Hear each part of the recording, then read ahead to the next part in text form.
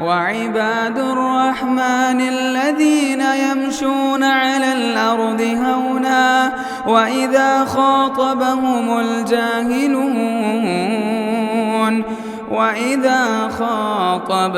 الجاهلون قالوا سلاما. السلام علیکم ورحمۃ اللہ وبرکاتہ. الحمد للہ رب العالمین والصلاة والسلام على سید الانبیاء والمرسلین نبینا محمد وعلى آلہ وصحبہ اجمعین. اما بعد.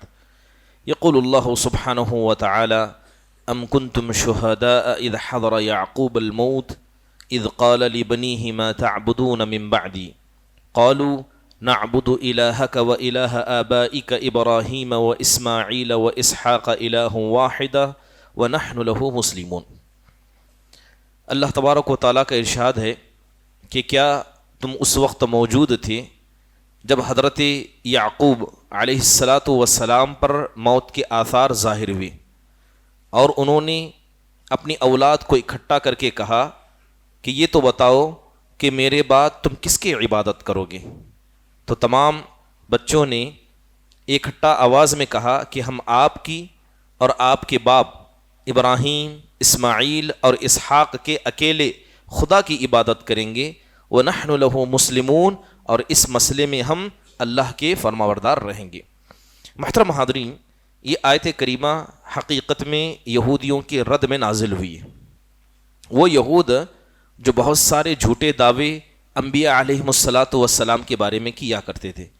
یہودیوں کا دعویٰ تھا کہ حضرت یعقوب نے انتقال سے پہلے اپنے بچوں کو بلا کر دین یہودیت کی طرف دعوت دی تھی اور انہیں یہودیت کے دین پر رہنے کے لیے وصیت اور نصیحت کی تھی. تو اللہ تبارک و تعالیٰ نے کہا کہ جب حضرت یعقوب کے ساتھ ایسا مسئلہ پیش آیا، اے یہودی یوں بتاؤ کیا تم وہاں موجود تھے جبکہ اللہ تعالیٰ کی ذات وہاں موجود تھی. اللہ تعالیٰ نے کہا کہ جب حضرت یعقوب نے اکٹھا کیا تو سب سے پہلے حضرت یعقوب نے ان سے یہی پوچھا کہ یہ بتاؤ کہ میرے بعد تم کس کی عبادت کرو گے. بنیادی طور پر اس آیت کریمہ سے کچھ نصیحتیں اور کچھ فوائد ہمیں ملتے ہیں. سب سے پہلے فائدہ ہمیں یہ ملتا ہے کہ انسان کہ جب انتقال کا وقت آ جائے تو سب سے زیادہ جو چیز اسے فائدہ پہنچا سکتی ہے وہ توحید ہے.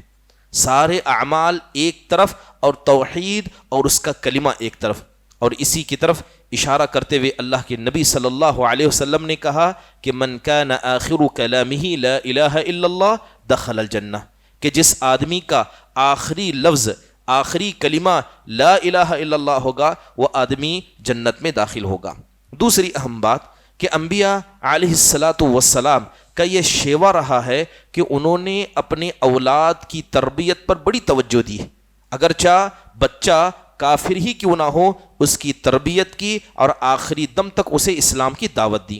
اب رہی بات حضرت یعقوب علیہ السلام کی. اب یہ سوال یہ ہے کہ حضرت یعقوب کی اولاد میں انبیاء تھے تو حضرت یعقوب نے ایسا سوال کیوں کیا؟ امام قرطبی رحمہ اللہ نے لکھا ہے کہ جب حضرت یعقوب مصر پہنچے تو انہوں نے مصر کے اندر بت پرستی کو دیکھا تھا. مصر کے اندر بت پرستی کو دیکھا تو انہیں خطرہ ہوا کہ جب ماحول بت پرستی کا ہے تو میرے بچے اگر انبیاء بھی ہوں گے ان کے گمراہ ہونے کا خطرہ ہے. لہذا اپنی انتقال سے پہلے اپنے بچوں کے حوالے سے انہوں نے اس وصیت کو کر دیا. تیسری اہم بات ہمیں یہ سمجھ میں آتی ہے کہ انسان کی زندگی بھر کا عمل وہ اللہ کے حوالے، لیکن موت کے وقت انسان جس عمل پر مرتا ہے اسی عمل سے اس کو اٹھایا جاتا ہے. جیسے حدیثوں کے اندر آتا ہے، اللہ کے نبی صلی اللہ علیہ وسلم نے کئی ساری حدیثوں میں اس مسئلے کی طرف وضاحت کی ہے کہ انسان جس دین پر مرے گا اسی دین پر اٹھایا جائے گا. بلکہ یوں کہا جائے کہ آخری جس عمل کو کرتے ہوئے مرے گا اس عمل کا ہی اعتبار ہوگا. اسی لیے آپ دیکھیں کہ ایک شہید جس نے اپنے خون کو بہاتے ہوئے اپنی جان کو اللہ کی راہ میں گوا دیا تھا، وہ جب قبر سے اٹھے گا تو اس کے جسم سے خون بہتا ہوگا اور سارے میدان محشر میں مسک کی خوشبو اس کے خون سے بہہ جائے گی. وہ آدمی جو عمرہ یا حج کرتے ہوئے تلبیہ پڑھتے مرا تھا وہ تلبیہ کہتے ہوئے اپنی قبر سے اٹھے گا۔ اس لیے اللہ کے نبی نے کہا کہ انسان کا آخری عمل بڑا اہم ہے اور انسان کو اپنے موت کے لیے ہمیشہ تیار رہنا چاہیے۔ اس کے برعکس اگر انسان زندگی بھر توحید پرست تھا، نمازی تھا، متقی تھا، پرہیزگار تھا، لیکن مرتے وقت کسی گناہ کو انجام دیتے ہوئے مر گیا تو اس کا حشر اسی گناہ کے ساتھ ہوگا۔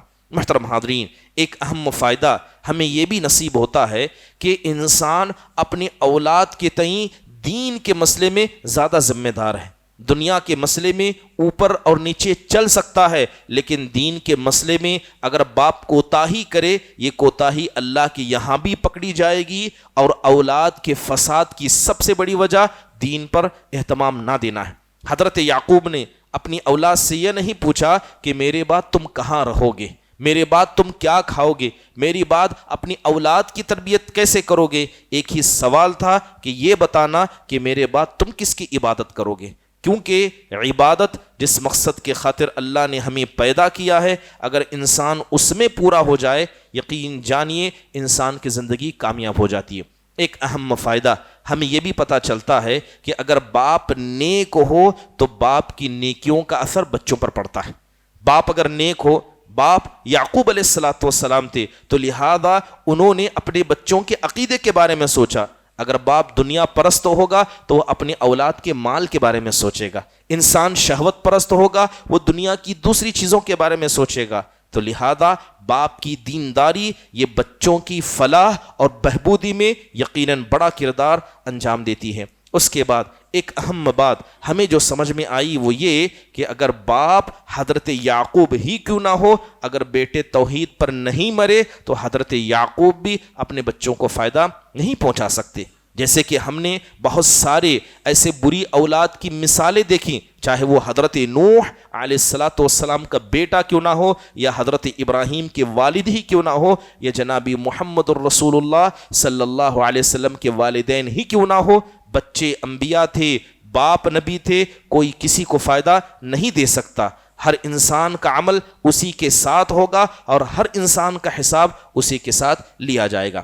محترم حاضرین، ایک اہم نصیحت اس سے ہمیں یہ بھی ملتی ہے کہ انسان کو جب موت کا خطرہ ہو اسے وصیت کرنی چاہیے، اسے وصیت کرنی چاہیے۔ اور حقیقی طور پر سب سے رحم کرنے والا باپ وہ ہوتا ہے جو اپنی اولاد کی آخرت کے بارے میں سوچتا ہے۔ کیا فائدہ ایسی دولت کا جو آپ اپنے بچوں کو چھوڑ کر جائیں اور آپ کے جانے کے بعد وہ اس کے لیے لڑ مریں؟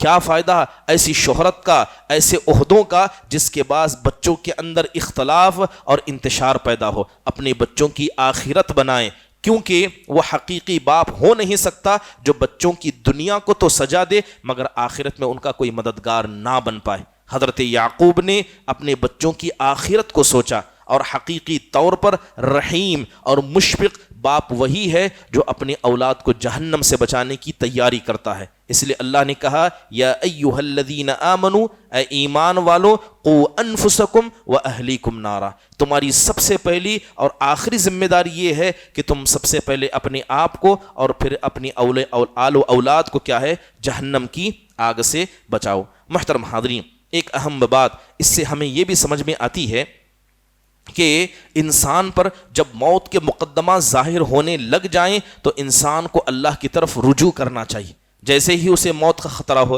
بہت سارے حضرات موت کا خطرہ آتے ہی دنیا کے بارے میں سوچنے لگتے ہیں، اپنی آل و اولاد کے بارے میں سوچنے لگتے ہیں۔ سب سے پہلے اگر کسی انسان کو موت کا خطرہ لگے، اس کے خدشات ظاہر ہو، سب سے پہلے توبہ کا دروازہ اسے اپنانا چاہیے۔ محترم حاضرین، آیت کے اندر ایک بات ہمیں یہ بھی سمجھ میں آئی کہ جب حضرت یعقوب نے سوال کیا تو بچوں نے جواب دیتے ہوئے کہا کہ ہم آپ کے باپ ابراہیم، اسماعیل اور اسحاق کے ایک اکیلے اللہ کی عبادت کریں گے۔ حضرت ابراہیم یہ دادا تھے، حضرت اسحاق یہ بھی دادا تھے، مگر حضرت اسماعیل یہ چچا تھے، حضرت یعقوب کے چچا تھے۔ لیکن حضرت یعقوب علیہ السلام کے بچوں نے انہیں باپ کا درجہ دیا۔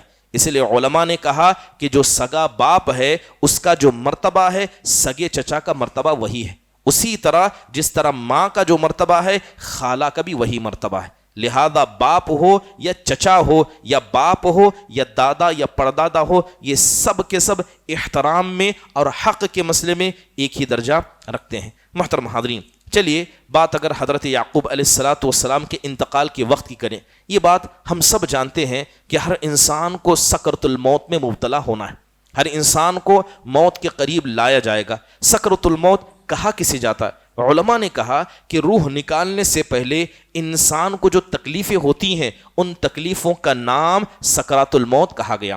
قرآن میں اللہ تبارک و تعالیٰ نے جگہ بجگہ سکرات الموت کا ذکر کیا، جیسے اللہ نے فرمایا وَلَوْ تَرَى إِذِ الظَّالِمُونَ فِي غَمَرَاتِ الْمَوْتِ وَالْمَلَائِكَةُ بَاسِطُو أَيْدِيهِمْ، کہ اگر آپ اس منظر کو دیکھتے کہ ظالمین موت کے دہانے پر آپ پہنچے ہیں اور فرشتے اپنے ہاتھوں کو پھیلا کر کہتے ہیں کہ اے نافرمانو اپنی روحوں کو تم ہمارے حوالے کرو۔ دوسری جگہ اللہ نے فرمایا وَجَاءَ سَكْرَةُ الْمَوْتِ بِالْحَقِّ، کہ یہ جو سکرات الموت ہے یہ حق کے ساتھ اتر گئی۔ محترم حاضرین، بات اگر سکرات الموت کی کہیں، جناب محمد الرسول اللہ صلی اللہ علیہ وسلم بھی اس تکلیف سے گزر چکے ہیں۔ اللہ کے نبی صلی اللہ علیہ وسلم کہا کرتے لا الہ الا اللہ ان للموت سکرات، اللہ کے علاوہ کوئی معبود برحق نہیں، موت کی بڑی تکلیفیں ہیں۔ ثم نصب یدہ فجعل یقول فی الرفیق الاعلی حتی قبض ومالت یداہ۔ حضرت عائشہ کہتی ہیں کہ اللہ کے نبی موت کی سختیوں کا ذکر کر رہے تھے، پھر اچانک آپ کے ہاتھ حرکت کرنے سے رک گئے اور آخری جملہ جو آپ نے کہا فی الرفیق الاعلی، اس کے بعد آپ صلی اللہ علیہ وسلم کے ہاتھ نیچے گر گئے اور اللہ تبارک و تعالیٰ کو آپ پیارے ہو گئے۔ اماں فاطمہ رضی اللہ عنہا وہاں پر موجود تھی اور اپنے والد کی تکلیف کو دیکھ رہی تھی، اور دیکھ کر کہا وا کربت ابا، ہائے میرے ابا کی تکلیف۔ اللہ کے نبی صلی اللہ علیہ وسلم نے بیٹی کو جواب دیتے ہوئے کہا لیس علی ابیک کرب بعد اليوم، اے میری بچی تیرے باپ کے لیے اس تکلیف کے بعد اب اور کوئی تکلیف نہیں، یہ آخری تکلیف ہے۔ یا ابتا، جب اللہ کے نبی کا انتقال ہو گیا، بیٹی نے اللہ کے نبی صلی اللہ علیہ وسلم کی یہ الفاظ نبھائے، کہا یا ابتا، اے میرے ابا جان، اجاب ربا دعاہ، آپ کے رب نے آپ کو پکارا، آپ نے اس پر لبیک کہا۔ یا ابتا من جنت الفردوس مأوا، اے میرے ابا جنت الفردوس انشاءاللہ آپ کا ٹھکانہ ہے۔ یا ابتا الی جبریل نعنا، اے میرے ابا جبرائیل بھی آپ کے انتقال پر افسوس مناتے ہیں۔ اس کے بعد اللہ کے نبی صلی اللہ علیہ وسلم کو حضرت عائشہ رضی اللہ عنہا ہی کے کمرے میں دفنایا گیا۔ جب صحابہ اکرام اللہ کے نبی صلی اللہ علیہ وسلم کو دفنا کر باہر نکلے، حضرت فاطمہ وہیں موجود تھی، اور حضرت انس جو گھر کے بچے تھے انہیں بلا کر کہنے لگی اطابت انفسکم ان تحسو علی رسول اللہ صلی اللہ علیہ وسلم التراب، کہا اے انس وہ نبی صلی اللہ علیہ وسلم جنہیں دیکھ کر تمہارے دلوں میں خوشی ہوتی تھی، تمہارے نفسوں نے کیسے گوارا کیا کہ اس نبی پر تم مٹی ڈال کر آئے ہو، تمہارے نفسوں نے کیسے گوارا کیا۔ حضرت عائشہ کہتی ہیں کہ فلا اکرہ شدت الموت لاحد ابدا بعد النبی صلی اللہ علیہ وسلم، اللہ کے نبی جو اس روئے زمین کے سب سے بزرگ ہستی تھے، جب اللہ نے آپ کو بھی سکرات الموت میں مبتلا کیا، اب مجھے کسی آدمی کے سکرات الموت میں مبتلا ہونے سے کوئی غم نہیں ہوتا، کیونکہ اکرم الخلق کو جب اللہ تعالیٰ نے اس میں ڈالا تھا تو سارے انسانوں کے لیے یہ اچھی ہی چیز ہوگی۔ محترم حاضرین، امام غزالی رحمہ اللہ کہا کرتے کہ لو لم یکن کرب سوا سکرات الموت ینسا جمیع النعم، کہتے ہیں کہ سکرات الموت کے وقت انسان کو اتنی تکلیف ہوتی ہے کہ اگر اللہ تعالیٰ سارے انسانوں سے دنیا کی ساری تکلیفوں کو ہٹا کر صرف ایک سکرات الموت کی تکلیف دے دے، دنیا کی 60 سال کی نعمت سب انسان بھول جائیں گے، ایسے سکرات الموت کی تکلیف ہوتی ہے۔ وہ پھر اس کے آگے کہتے ہیں کہ انسان کے جسم میں اگر زخم ہو جائے، کسی کا ہاتھ و پیر کاٹ دیا جائے تو جسم کو زیادہ تکلیف ہوتی ہے، لیکن روح کو ادنا تکلیف پہنچتی ہے، ہلکی تکلیف روح کو ہوتی ہے۔ تصور کریں جب سکرات الموت آتی ہے تو ساری روح کو جھنجھوڑ دیا جاتا ہے۔ کہتے ہیں کہ آپ سمجھیں کہ انسان کی رگیں انسان کی ہڈیاں، اس کے گوشت کا پرزا سب ایک وقت میں حد درجہ تکلیف دینے لگے تو جو انسان کو تکلیف ہوگی وہی تکلیف سکرات الموت کے وقت انسان کو ہوتی ہے۔ لہذا پھر کہتے ہیں کہ سکرات الموت کی شروعات انسان کے قدم سے ہوتی ہے، اس کے پیر سے تکلیف ہوتی ہے اور آخری تکلیف اس کے گردن تک آ کر رک جاتی ہے اور وہیں سے اس کی روح کو کھینچ لیا جاتا ہے۔ حضرت عمر بن عبد العزیز رحمہ اللہ کہا کرتے، اللہ سے دعا کرتے اور کہتے اے اللہ تو مجھے سکرات الموت میں مبتلا کرنا۔ لوگ بڑا تعجب کرتے کہ سکرات الموت یہ بڑی تکلیف ہے، انسان اس سے بھاگتا ہے اور آپ اس کے لیے دعا کرتے ہیں۔ تو حضرت عمر بن عبد العزیز کہتے کہ یہ آخری وہ عمل ہوگا جس میں میرا اختیار نہیں ہوگا، مگر اس کی وجہ سے اللہ میرے گناہوں کو معاف کرے گا اور مجھے جھیلنا ہے تو کیوں نہ اتنی تکلیف کو جھیلوں کہ اس کے بعد آخرت میں مجھے تکلیف کو جھیلنا نہ پڑے۔ لہذا سکرات الموت کے لیے وہ دعائیں کیا کرتے تھے۔ بات اگر سکرات الموت کی کہیں، چاہے وہ انسان ہو، جنات ہو، جانور ہو، چرند پرند ہو، کائنات کی ہر مخلوق جس کے اندر روح ہے، جس کی روح کو نکالا جائے گا اسے سکرات الموت میں مبتلا کیا جائے گا۔ اللہ نے کہا کل نفس ذائقۃ الموت ان للموت سکرات۔ حقیقت یہ ہے کہ ایک ایمان والا اسے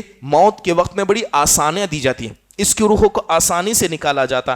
حقیقت یہ ہے جیسے کہ اللہ کے نبی صلی اللہ علیہ وسلم نے ایک حدیث میں کہا جب مومن کی روح کو نکالا جاتا ہے تو فرشتے اتنے ہی آرام سے نکالتے ہیں، اگر کسی آٹے کے اندر بال پھنس دیا جائے تو بال کو کھینچنے سے بال بڑی آسانی سے نکل آتا ہے، ایسے ہی ایک مومن کی روح کو نکالا جاتا ہے۔ اس کے برخلاف کافر کی روح کو بڑی تکلیف سے نکالا جاتا ہے۔ لیکن ہم نے ابھی اللہ کے نبی کے بارے میں سنا، اسی طرح بہت سارے نیک لوگوں کے بارے میں سنا کہ انتقال کے وقت انہیں بڑی تکلیف ہوتی ہے، جبکہ وہ نیک تھے۔ اللہ کے نبی صلی اللہ علیہ وسلم بھی نبی تھے، پھر آخرکار اللہ کے نبی کو موت کے وقت اتنی تکلیف کیوں دی گئی؟ اس کے دو فائدے علماء نے بیان کیے۔ پہلا فائدہ یہ بیان کیا گیا کہ انسان جو نیک ہوتا ہے اللہ تعالیٰ انہیں پاک کرنا چاہتا ہے، اللہ انہیں پاک کرنا چاہتا ہے، لہذا اللہ انہیں سکرات میں مبتلا کرتا ہے تاکہ تھوڑی موڑی جو لغزشیں ان سے ہوئی ہیں وہ بھی پاک ہو جائیں اور اللہ کے پاس پہنچیں تو اللہ کے عدل و انصاف میں وہ حق پائیں، وہ کسی قسم کی تکلیف نہ پائیں۔ اس لیے اللہ کے نبی کہا کرتے ان اشد البلاء الانبیاء ثم الامثل فالامثل، کہ سب سے زیادہ بلائیں اور مصیبتیں انبیاء کو دی جاتی ہیں، پھر اس کے بعد ان کے قریبی لوگوں کو دی جاتی ہیں۔ محترم حاضرین، انتقال کا وقت انسان کا ہو جائے، اللہ کے نبی نے نصیحت کی، کہا لقینوا موتاکم بلا الہ الا اللہ، کہ جب تمہارا میت انتقال کے وقت قریب ہو جائے اسے لا الہ الا اللہ کی تلقین کیا کریں۔ اللہ رحم فرمائیں، ہم دیکھتے ہیں کہ ہمارے یہاں معاشرے میں جو آدمی انتقال کے دہانے پر پہنچ جاتا ہے یا دنیا سے چلا جاتا ہے، لوگ عجیب عجیب قسم کی بدعتوں کو انجام دیتے ہیں۔ ایک بدعت یہ ہے کہ میت کے مرنے کے بعد اس کے کان میں جا کر لا الہ الا اللہ پڑھنا۔ اس کے علاوہ یہ جو 3 جوابات ہیں کہ میرا رب اللہ ہے، میرے نبی محمد ہیں اور دین اسلام ہے، اس کی چٹیاں بنا کر میت کی قبر میں اس کے کفن میں رکھی جاتی ہیں۔ اس کے علاوہ قبر پر کھڑے ہو کر قرآن کی تلاوت کی جاتی ہے۔ میت کے انتقال کے بعد 3 دن، 1 ہفتہ اور 40واں جسے چھلا وغیرہ کہا جاتا ہے، یہ ساری چیزیں منائی جاتی ہیں، اور بہت ساری خواتین اپنی میتوں پر زور زور سے چیخنا، پیٹنا، اپنے سینوں کو مارنا، یہ ساری چیزیں بھی انجام دیتی ہیں۔ بلکہ آپ دیکھیں کہ صوفیوں کے یہاں انتقال کے بعد میت کے نام سے حلوہ بانٹا جاتا ہے، یہ صوفیوں کی روش ہے۔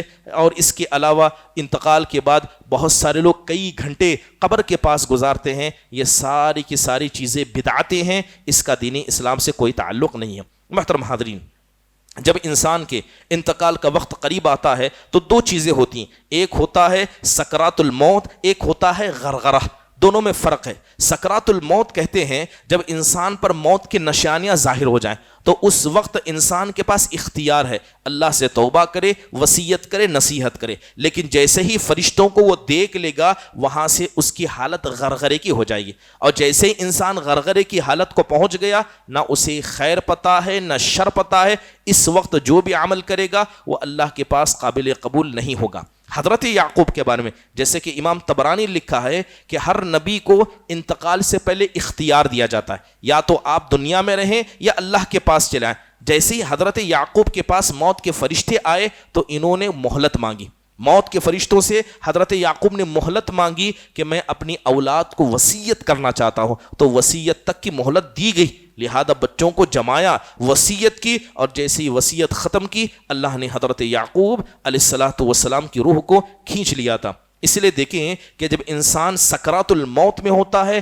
انسان اپنے لوگوں کو وصیت کر سکتا ہے۔ اللہ کے نبی صلی اللہ علیہ وسلم جب اپنے چچا کے پاس پہنچے تھے وہ سکرات الموت میں تھے، اس لیے اللہ کے نبی نے لا الہ الا اللہ کی تلقین کی۔ وہ یہودی بچہ جس کے گھر آپ گئے تھے آپ نے اسے سکرات الموت میں دیکھا، آپ نے اسے کلمہ پڑھایا، جب اس نے کلمہ پڑھ لیا اس کے بعد اس کی حالت غرغرے کی ہو گئی تو اللہ کے نبی علیہ السلام نے دیکھا کہ اس کا آخری کلمہ لا الہ الا اللہ تھا۔ اللہ کے نبی نے کہا الحمدللہ الذی انقذہ من النار، کہ تمام تعریفیں اس اللہ کے لیے ہیں جس اللہ نے اس بچے کو کیا ہے جہنم کی آگ سے بچا لیا۔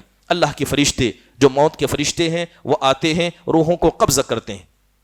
امام مجاہد بن جبر المکی رحمہ اللہ کہتے ہیں کہ اللہ تعالیٰ نے ملک الموت کے لیے ساری زمین کو ایک پلیٹ کی طرح کر دیا۔ اگر ہمیں کا کوئی آدمی کھانے کے لیے بیٹھے تو پلیٹ میں جہاں چاہے ہاتھ پہنچانا جتنا آسان ہے، ملک الموت کے لیے اس ساری زمین میں سے جہاں سے چاہے وہاں روح قبض کرنا اتنا آسان ہے، کیونکہ اللہ تبارک و تعالیٰ نے اتنی طاقت دے رکھی ہے۔ معاملہ ایسا ہی ہوتا ہے، انبیاء علیہ السلام کو بھی موت آئی، چاہے آپ ماقبل انبیاء کو دیکھیں، لیکن اہم بات یہ ہے کہ جو آدمی اللہ سے ڈرتا ہے، اللہ تعالیٰ کے لیے اس نے خدمتیں کی ہیں، اس کی توحید مضبوط تھی، عقیدہ مضبوط تھا، اور جب حقیقت میں وہ اللہ کے فرشتوں کو دیکھ لے گا کہ اللہ کے فرشتے کتنی عزت کا برتاؤ اس کے ساتھ کر رہے ہیں، اس کے دل میں امید جاگے گی کہ جلدی یہ معاملہ ختم کریں، مجھے اللہ سے ملاقات کرنی ہے۔ اللہ کے نبی نے اسی کے بارے میں کہا من احب لقاء اللہ احب اللہ لقاءہ، کہ جو آدمی اللہ سے ملاقات کی امید کرے گا اللہ تعالیٰ بھی اس سے ملنا چاہے گا، اور جو آدمی اللہ سے ملاقات کو ناپسند کرے گا اللہ سبحانہ و تعالیٰ بھی اس آدمی سے ملاقات کو ناپسند کرے گا۔ اللہ تعالیٰ سے دعا ہے کہ اللہ تبارک و تعالیٰ ہم سب کو ان قصوں سے سن کر نصیحت و وصیت حاصل کرنے کی توفیق عطا فرمائے، موت کی تیاری ہمیشہ کرنے والا، اپنے آپ کو نیک اعمال میں مشغول رکھنے والا، اور اسی طرح اہم کلمہ لا الہ الا اللہ کی پابندی کرنے والوں میں سے بنائے۔ آمین۔ اقول قولی هذا واستغفر الله لي ولكم ولسائر المسلمين من كل ذنب فاستغفروا انه هو الغفور الرحيم۔ جزاكم الله خير واحسن الله اليكم۔ السلام عليكم ورحمة الله وبركاته۔ مسجد عباد الرحمن کے پلیٹ فارم سے ہونے والی دعوت و تبلیغ کے مشن کو آگے بڑھانے میں ہمارا بھرپور ساتھ دیں۔ علم و عمل سے ناطہ جوڑنے کے لیے اہل علم سے جڑیں۔ مسجد عباد الرحمن کے یوٹیوب چینل کو سبسکرائب کریں اور آگے شیئر کرنا ہرگز نہ بھولیں۔